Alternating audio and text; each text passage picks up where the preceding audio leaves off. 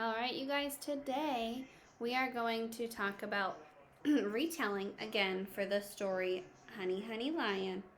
All right, you're going to find this page that I have out in front of me. It says BME at the top. And you're going to go ahead and cut out just one of these. You see how there's two? We only need one. Okay, so I'm going to have to do it down here. I'm taking care of baby Cooper right now, so I don't have a lot of arm movements. So I'm going to keep it down here and then I'll show you what I did.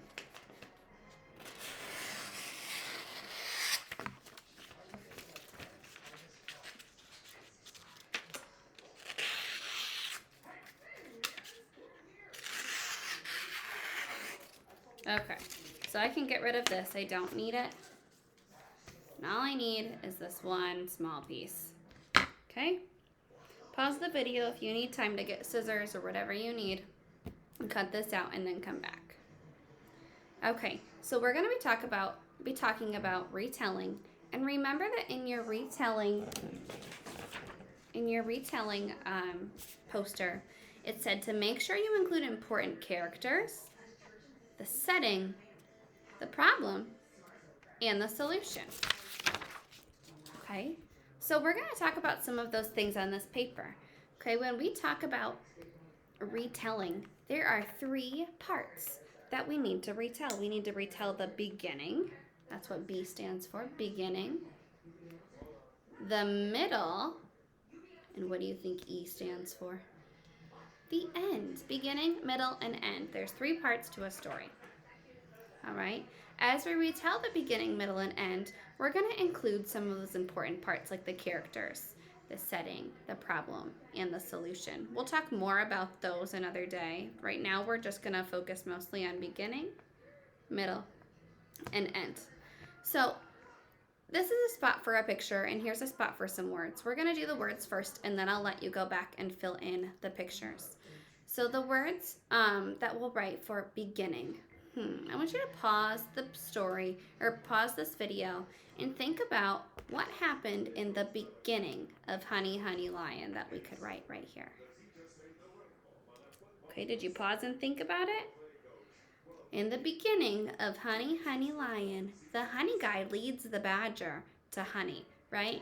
Now, I don't have a lot of space to write words. They barely left us any room, so I'm going to shorten that a little bit. I'm going to write it down here, and then I'll show you what I wrote so you can copy it if you'd like. Okay, so for the beginning, I'll write badger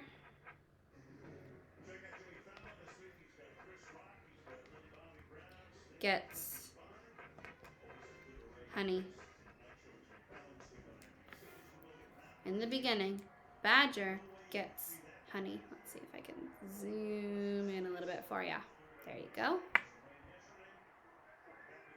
Okay, pause if you need time to write. I'm sure you do. Next, you could draw a picture to match badger getting honey. All right, so you could draw a picture of badger. I'm going to draw a super fast picture so I don't take up all of your time.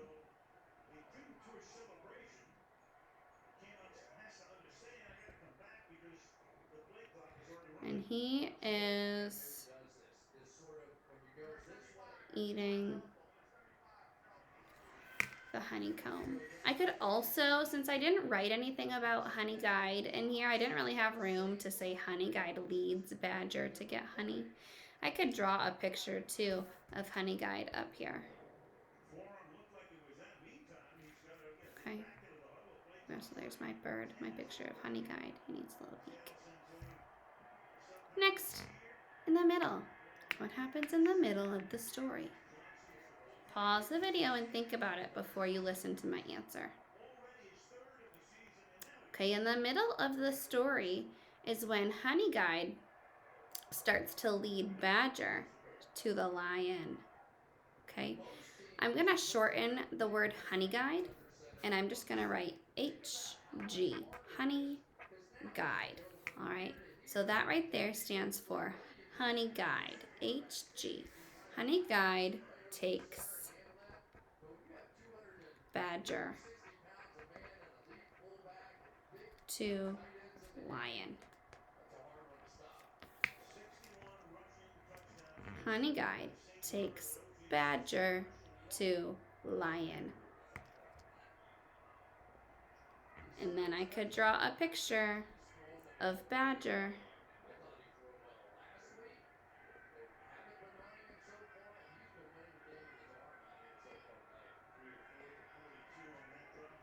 Seeing the lion.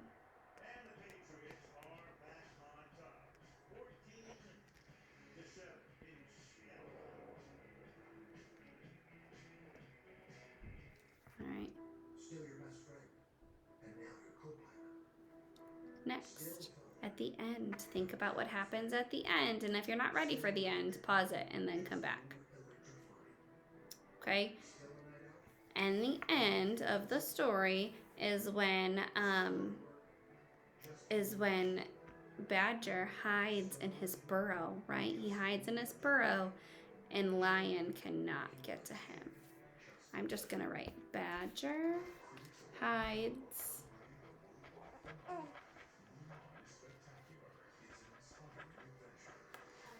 in burrow. Badger hides in burrow. And then I could kind of draw a picture of the tree. And maybe right here underneath the tree is his hole. And Badger is inside. Badger is really small because he's far back. And I'll draw a lion over here because lion cannot get to him. Lion is sad. He can't get his meal. Okay. So that's my beginning, middle, and end. Badger gets honey. Honey Guide takes Badger to the lion. Badger hides in his burrow away from the lion. Okie doke. Next part, I'm going to tell you about the word hollow. The word hollow is having a hole or empty space inside. Remember that in the story, Badger and Honey Guide run across a hollow log. So the log is not full of wood. There's a big hole in it. Okay? We are going to do this today. I would like you to cut out. So find the page that you have with all of these hollows. There's 4 of them. You only need 1. Okay? Find your scissors, cut 1 out, and then come back to the video.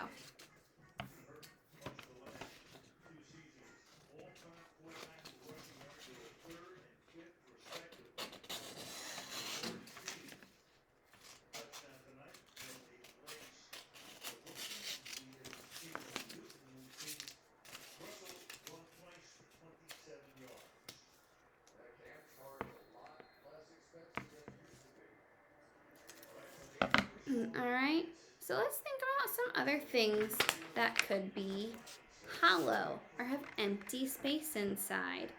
All right, if you think of a cup has all this empty space inside. A cup is hollow. A cave, think of like a cave where a bear lives. Inside that cave, there's nothing, right? The outside of the cave is made up of rock and things and mud. But inside the cave is a bunch of empty space for the bear to live. So a cave is hollow. That's all the examples I can think of right now. Think of something else that is hollow. It has empty space inside. And then come back to the video. Okay, so here's what you're going to do. It says hollow, having a hole or empty space inside. Pretend you might find a hollow cave. What might be inside? Oh man, I already gave this one away. What might be inside? I already said one animal. Do you remember what it is? I said a bear. Okay, if you can only think of a bear that lives inside a hollow cave, you're welcome to write bear. I can think of some other animals that might live in an empty cave. And you? Thinking of maybe like a bat. Okay, maybe an owl would live in an empty cave. So pretend you find a hollow cave. What might be inside? All you need to do is write a picture of what might be inside. Did I say write a picture? I meant to say write a sentence. So you could say a blank might be, I'll show you what I'm writing in just a second, inside a hollow cave. Okay. I don't want you to write blank like I did. I want you to write what animal might be inside the hollow cave. Okay. What? A bear, a bat, an owl. Maybe you can think of a different animal that might be inside a hollow cave. Whatever animal it is, you're going to write this whole sentence, but you're not just going to write a blank here. You are going to write the animal's name that might live inside a hollow cave.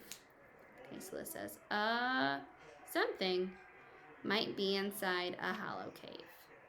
Okay, and then if you'd like, I'm not going to make you. If you'd like, you can draw a picture up here of the cave with whatever animal that you just wrote living inside of it. All right, I'm not going to glue this down because I'm taking care of Cooper, but on the back of this, I would like you to put some glue, and I'd like you to just put it at the top of your page so that you still have room to draw a picture if you want. Okay. When you're done with that, you're all done for the day for reading. Nice job. See you later, alligator.